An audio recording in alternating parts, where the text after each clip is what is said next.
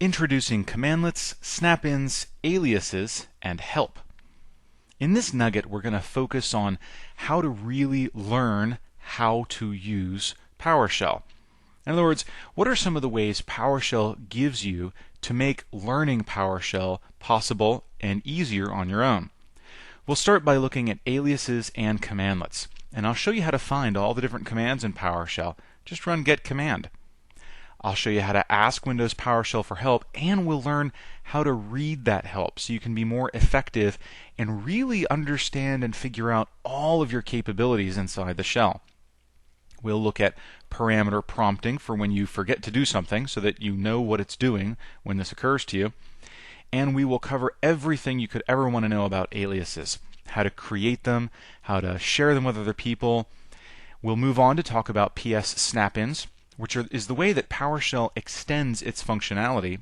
And we'll finish by talking about custom consoles and profiles, how they can be used to sort of customize your Windows PowerShell experience to give you whatever functionality you may need for any given task. Let's start with aliases and commandlets, because I bet you didn't realize you've been using these things all along. For example, when I run something like cd \, that's an alias. When I run dir, that's an alias. When I run ls, you guessed it, that's an alias. The actual command is called getChildItem.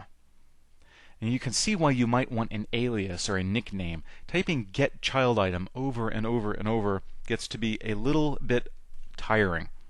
Dir is much quicker, ls is even a little bit quicker, but sort of the practical point of this is that they all have the same effect as running the actual command, or in Windows PowerShell terminology, it's called a commandlet. You can kind of think of them as command line utilities, but they only exist and can be used within PowerShell itself. Just like the command line utilities you're probably used to using, these things use parameters like -recurs or -filter star.dll. In fact, this is a very consistent pattern with PowerShell parameters. Parameter names always start with a dash, then the parameter name. If the parameter doesn't take a value, if it's just a switch like recurs, then that's all you need. If it takes a value, then it's dash parameter name space parameter value. Dash name space value. Go ahead. It's going to sound corny, but say it with me. Dash name space value. The reason it's important to remember that is because you'll never again wonder, well, was I supposed to type a slash and is there a colon in here? Nope. It's dash name space value. So just hitting enter has the effect that you might expect. It's going to run through all the folders on my computer and show me all the DLL files because that's the command I ran. Again, the alias dir or ls just stands in for the commandlet name. The alias does not modify any of the parameters that the commandlet uses. That's why when you type dir /s, it doesn't work. The dir alias is only standing in for getChildItem, and /s isn't legal for getChildItem. The correct syntax is getChildItem -recurs. I can replace getChildItem with dir or ls, but it doesn't change any of the parameters that I'm actually using there. So there's a couple of other PowerShell commands you've already seen. I showed you get event log. Let's get event log from the security log and just ask for the newest 20. You've seen set execution policy, and we set ours to remote signed. You've seen get execution policy. I even told you about set authenticode signature, which is how you apply a digital signature to a script. Do you notice anything interesting about these commandlet names? They always start with a verb, like get or set, then a dash, and then a singular noun, get event log, get child item, get execution policy, set execution policy. Here's another command you might find interesting. I showed you earlier PS, which gets a list of processes. Well, PS is actually just an alias for get process. Verb, singular noun. It's not get processes, it's just get process, even though it's really getting more than one process. Same with get event log. Even though I'm asking it to get 20 event log entries from the security event log, the noun portion of the command name is still get event log, not get event logs. So it's always verb dash singular noun. That consistent naming syntax is really important because you can probably start to guess at what other commandlet names are. How would you get a list of services? It might be get service. How would you get a WMI object? It might be get WMI object. How would you get an Active Directory user? Maybe it's get AD user. Your guesses might not always be right, but 90% of the time they probably will be because of that consistent naming pattern. How would you get an Exchange mailbox? Well, maybe it's get mailbox if you have Exchange installed. So just understanding that naming pattern and being willing to guess at what commands might be available is one of the ways that PowerShell lets you discover what functionality and capabilities the shell itself actually has. Another way that Windows PowerShell allows you to well, not guess, but to discover the functionality it has is get command. That's a PowerShell commandlet, get dash command, and it's going to retrieve every single command that the shell knows about, including any additional commands that have been snapped in, something we'll talk about later in this nugget. Look at all this great functionality. Start service, suspend service, update format data, write error, select string, remove PS drive, new alias. Wait a minute, if we wanted to create a new alias, I wonder what the command would be. Well, hang on to that thought. Get command has a few different ways you can use it. You can say get command by itself, as I just did, to get a list of all commands. It'll take wildcards too. Let's see everything that we can do with a service. Get command star service star. Wow, it's not only showing me commandlet, it's actually showing me external applications that have the word service in them. These are only things that are included in the Windows search path, and it does this just in case there's something useful in here that, like services.exe, which might be useful. But I've also got commandlets like set service, start service, stop service, suspend service, resume service, restart service, lots of good stuff. Let's take another approach to this. Get command, oh, and by the way, if you think get command is a little bit tedious to type, it has an alias, GCM, get command. Let's just get the commands that have a noun of service. Oh, that's a nice, concise list. See, I can get a service, I can create a new service. I wonder what other new things I can create. Let's see a list of commands that use the verb new. I can create new aliases, new items, new PS drives, new variables, new services. Remember in the very first nugget, I explained how the benefit of a graphical user interface, such as Active Directory users and computers, the benefit of this type of interface is that you can sort of bop around in the interface on your own, right-click things. You can discover what your capabilities are without actually doing anything, just by sort of browsing around.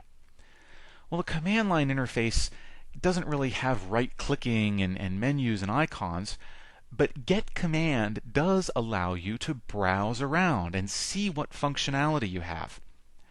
Are you wondering what I can do with event logs in Windows PowerShell? GCM event.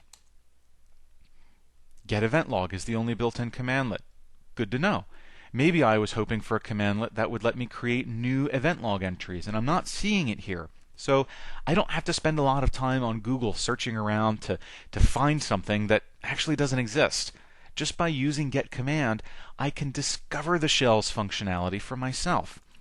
Makes it really easy to start exploring what the shell can do, and it's something that I want to you keep in mind because we're going to use that to really explore the functionality through the rest of this entire series of nuggets. PowerShell's creators were really concerned about giving you a lot of ways to find out what the shell can do. Now, we've seen a couple already. One of them was get command.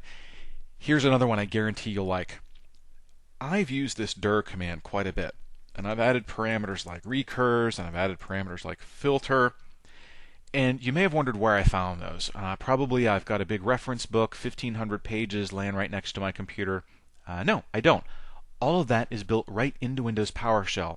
Just type help, and then the command that you'd like help with.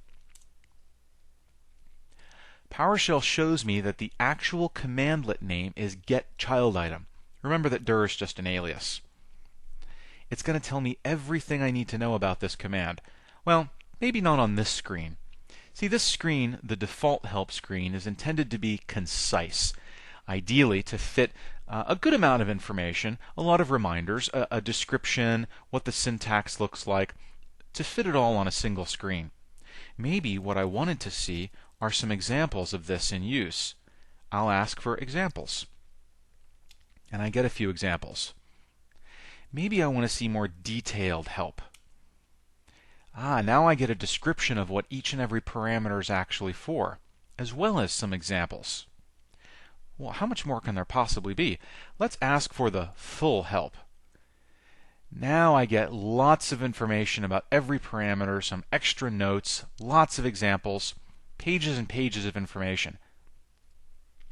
The help command is not only designed to help you understand how to use a particular commandlet, it's also designed to help you learn what other commands are available and to learn about built-in concepts for the shell.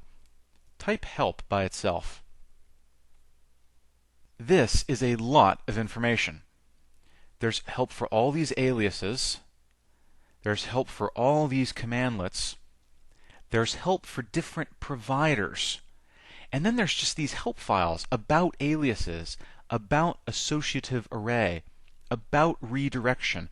Let's see what's in there. Help, about, redirection. This is going to explain how I can redirect information from a command to a text file with lots of detail. A couple of examples. So just by typing help, you can see that there's a lot of available help. Now let me show you a little trick for making this help a little bit easier to find and discover. Let me close the shell. I'm going to go to a website called scriptinganswers.com. And there's a tools zone here that you can go to. And there is a Windows PowerShell help tool. So let's download that and run the setup. Go ahead and run it. We'll close this browser window in the background. It's a quick install, doesn't take very long. It's a free tool. You notice you don't even have to register or anything for it. And there it is right on the desktop. If I run this, it's actually going to show me all the different help topics in this nice little tree view. It starts by showing me all the commandlets. And it actually pulls this information right out of the shell every single time you open the help tool. So if you've added other capabilities like Exchange Server or System Center or something else into the shell, then you're going to find all of their commandlet help in here too. And you also get all these about topics. And when you click on a help topic, it shows it to you right over here. You can read the entire thing.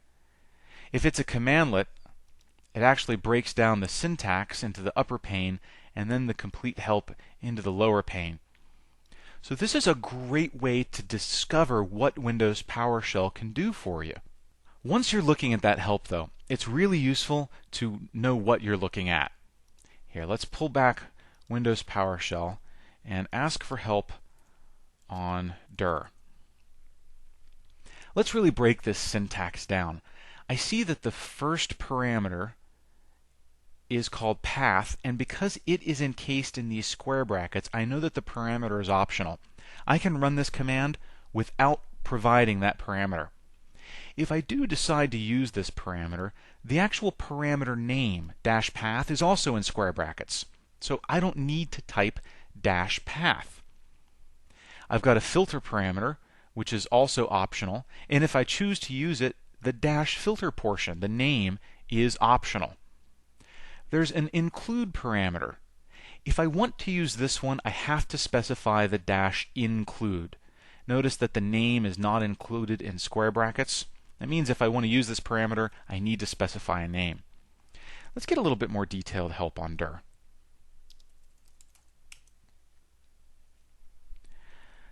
This is telling me that the path specifies a path to one or more locations and that wildcards are permitted. The default location is the current directory.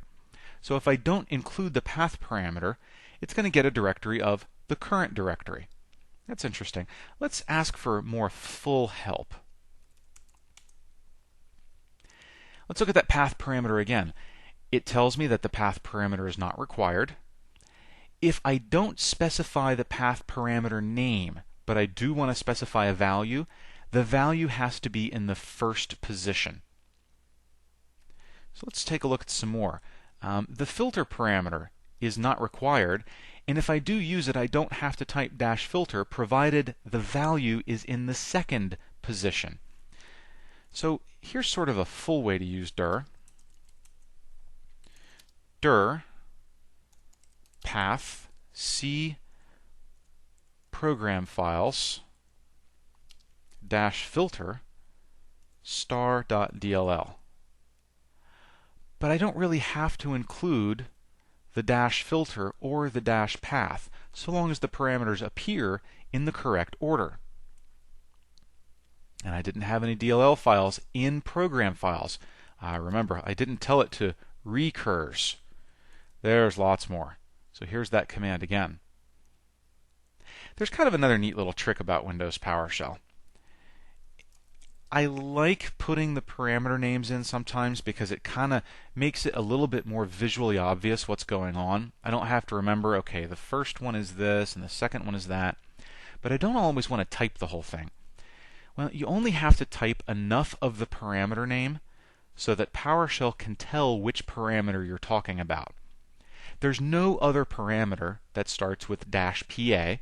There's no other parameter that starts with -fi, and there's no other parameter that starts with -r. So that right there might not be really easy to read, but it's enough for PowerShell to run the command. So being able to read the help file, let's take a look at another one, help cd-full. Turns out the commandlet name is set location, and I can either provide a path or a literal path. If I provide a path, I don't have to type -path, so long as the value is in the first position. If I want to provide a literal path, though, I do have to provide it. So being able to read the help can definitely make using Windows PowerShell a little easier. I'll show you another reason to read the help. Let's ask for help on another command I ran, get event log. This tells me that I can specify a log name. I can ask for just the newest event entries. Or, look, here's another use, -list. Let's try that. Get event log -list. This is going to list all the logs that are available on the computer, along with their settings, how many days they're retaining data, what their overflow action is, their maximum size, and so forth. I would never have known about this capability unless someone told me, or if I was reading the help files. So let me give you a little tip to becoming a PowerShell guru. Windows PowerShell comes with about 130 built-in commands. Use something like the Windows PowerShell help tool, and you know those page-a-day calendars? Maybe you have one for the Far Side or for Dilbert. Make this your page-a-day calendar. Just read the help synopsis and some of the parameters for a different command every day. You don't have to memorize it, but when the time comes that you need this functionality, you'll remember that you saw it somewhere, and you'll be able to go back in and read up and remind yourself. Knowing that you have the capability is really half the battle. Going in and finding it and actually looking up the syntax, that's easy. You can do that with the help command or a tool like this one. So just read a different one each day. In about 130 days, you'll know everything that PowerShell can do built in. PowerShell does not like to be a hard taskmaster. You don't necessarily have to remember which parameters are required, which ones aren't required. PowerShell is willing to help out a little bit. Here, let's take a look at that help get event log again. And I can see that the log name parameter is required. I don't have to specify the parameter name, that's in square brackets, but I at least have to give it a log name. Well, what if I don't? What if I just say get event log? PowerShell has something called parameter prompting. So it's telling me that the commandlet get event log at position 1 needs a value for the log name parameter. Oh, okay. I'll just type security and hit enter. And then it's going to run through all the events in the security log. So that parameter prompting is another way that PowerShell helps you to discover the right thing to do. If you don't know what a command will do, and the name of the command isn't something scary like delete everything, just try running the command by itself. If it doesn't do anything, it'll tell you what it needs. Oh man, I don't know what values to supply for the following parameters. Okay, hit Control-C. That'll abort the command, and now you can ask for help and see if there's anything in here. Oh look, dash list. Maybe that lists the entries. Let's ask for some more help on that. Yeah, dash list returns a list of all event logs rather than the entries from a specific log. Oh, that's how I could find out what values are legal for the log name. So if you just kind of let PowerShell walk you through it, and if you're always willing to read the help, if you're always willing to read the help, then you'll be fine. Windows PowerShell really will help get you there. Okay, enough of running these long command names. Let's get back to aliases. I want to create a new alias. In fact, I think that having to type dir or even ls is way too many characters. Typing ls is about 50% more characters than I'm willing to type. I want to create a new alias called d, and I want it to point to get child item, which is the commandlet that sits underneath the dir command. There, I did it. Now if I just type d, I have the shortest way ever to get a directory listing. Here's kind of a trick with Windows PowerShell though. Let me close the shell and then immediately go back and reopen it and type d.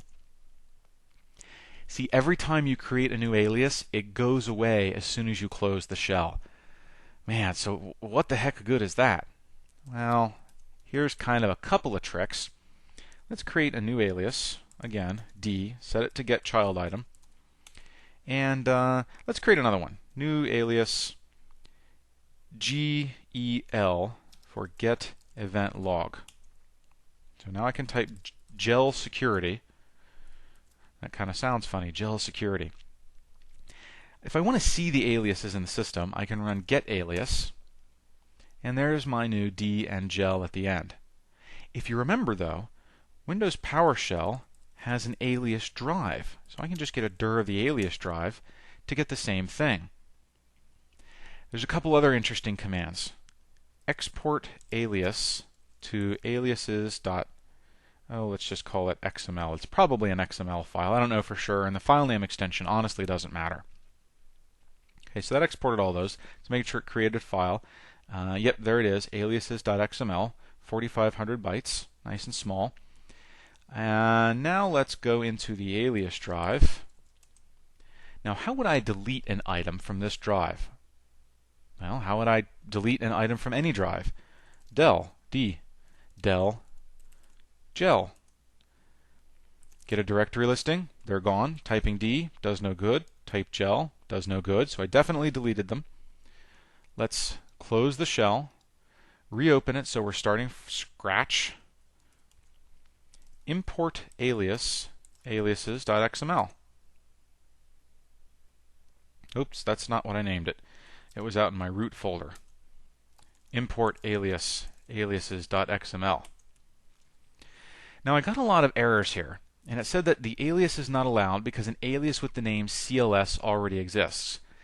In other words, when I exported all of those aliases, it exported all of the aliases, including the built-in ones. When I imported it just now, it tried to re-import all of the aliases. So obviously, since there was already an alias RP, it couldn't import it. But that's okay. It tried each one in turn, and so it would have eventually gotten to my D and my gel. So even though I got all these error messages, it still did what I wanted to. It imported my custom aliases. Okay, how can I have it do it automatically every single time I load the shell? Well, that's what that profile is for. If I go into my Documents folder, create the Windows PowerShell folder, and in there, create a text file called profile.ps1, and edit that, I can have it import all those aliases every single time the shell loads. Now maybe I want to put that XML file out on a UNC so that both myself and several other administrators that I work with can all share the same set of custom aliases. Or maybe I don't want to do that at all. Maybe I just want to say new alias D for get child item and new alias gel for get event log. And just run those two commands every time I load the shell. Let's try it. We'll close the shell, wipes out all my aliases, open it back up again, D, gel system. Yep, there it is. So that's really a great use for a profile, to sort of customize the environment. Either import some aliases or just create some new aliases that you're going to be using a lot. The trick, of course, is to remember that if you're running the remote signed execution policy, that profile becomes a potential security risk. So if you're in a production environment, be sure to keep it to the all signed security policy and just apply a digital signature to your profile. I've mentioned a couple of times, sort of in passing, that some of PowerShell's commands work differently based on what other functionality you've added to the shell. For example, if I run get command, I'm going to see a list of all the commands, including any that have been added into the shell. Let me kind of give you a way to visualize this. Let's minimize the shell for a second. And I'm going to open a blank Microsoft Management Console. This console is, well, it's pretty useless. There's no functionality built into it. It's similar to PowerShell. PowerShell actually does have functionality built in, but it's kind of core functionality. Functionality like adding and removing snap-ins. So if I decide to add the Active Directory users and computers snap-in, and the ADSI edit snap-in, and let's see, the disk management snap-in, and how about the DNS snap-in? I'll add all those snap-ins, and now I've got a fully customized shell that has all the different administrative functionality I need to do my job. I can save this console, load it back up anytime I want, and all these snap-ins will be pre-configured. Well, PowerShell works the same way. Get PS snap-in shows me the snap-ins that are loaded into the shell. These are PowerShell snap-ins. They're specific to PowerShell. I've got 5 of them that are providing the core functionality that we've been using all along. If I run get PS snap-in-registered, it'll show me all of the snap-ins that are installed on my computer but not currently loaded into the shell. And there's one called Quest Active Roles AD Management. Let's add a PS snap-in, and we'll add Quest Active Roles.AD Management. Get PS snap-in to see if it's there. There it is. Now let's run a different version of get command. Just show me the commands from quest.activeroles.ad management. Those are the commands that were added by that particular snap-in. Here's one: disable QAD user. Help disable QAD user. Even tab completion still works with these snapped-in commandlets. And there's the help for that snapped-in commandlet. So once a commandlet is snapped in, it's just like it's always been in PowerShell, and it works with everything else. Here's the trick again, though. Close the shell, reopen it, and get PS snap-in. And there's no Quest Active Roles AD Management. What do I have to do to make sure that that particular commandlet is always available every single time I load the shell? Well, I've got a couple of choices. Obviously, the first choice is to go to my Documents folder, open up my profile, and put the add ps snapin command in here.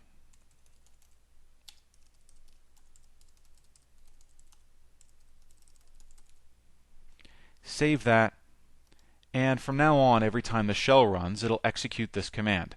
Again, I need to keep in mind that I should digitally sign this in a production environment because I'll be running the all signed execution policy in a production environment. There's another way, though, aside from the profile, that you could do this. Start by loading all the snap-ins that you want in the shell. Add ps snapin quest.activeroles.ad management. Confirm that they're actually loaded. Oops, get ps snapin, not ps drive. Okay, it's loaded. Export console, and I'll call it myconsole.psc1. The file name extension doesn't really matter, but the standard file name extension for a PowerShell console file is psc1. Let's get a directory listing. There it is, myconsole.psc1. Now there's no import console command. We type get command, everything with console, and we see that export console is the only one. So how do I use that console file now that I've got it? Well, let's go down to the Start menu here and right-click this PowerShell shortcut and look at its properties. Okay, it's running powershell.exe. Okay, interesting. Let's come over here and run powershell.exe/?.